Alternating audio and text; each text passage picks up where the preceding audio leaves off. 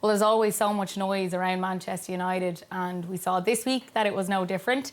Jim Ratcliffe was speaking in interviews. He did a brilliant interview with Gary Neville, and he spoke about players, the current players, not being good enough and potentially being overpaid.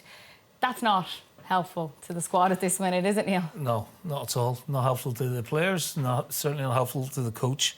I think eventually they'll get it right, you know, what he wants to do behind the scenes. But you know, I always think, like, if you're the owner of a club, you know what the problems are, but you don't need to air them publicly. And I don't know what sort of message or how that's going to be received by the players in the current squad who he named.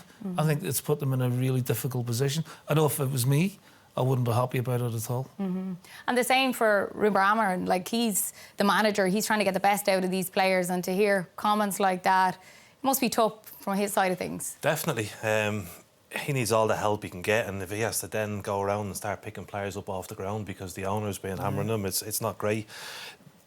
I mean, I think the interview was interesting in terms of what he said and all that stuff, but he thinks that he's the Manchester United owner and that's enough because he supports them, but his track record in sport hasn't been great, whether it be the All Blacks, the cycling, the America's Cup, or even Nice. So he's spoken a lot this week, but you need to see action. You need to see some sort of improvement from the club as a whole. And yeah, I mean, it's great that they're going to have a 100,000-seater stadium, but they need to get their side right, and the owner needs to get back in his manager and back in his players that are at the club, instead of trying to draw up this fantasy that isn't. It seems like it's light years away.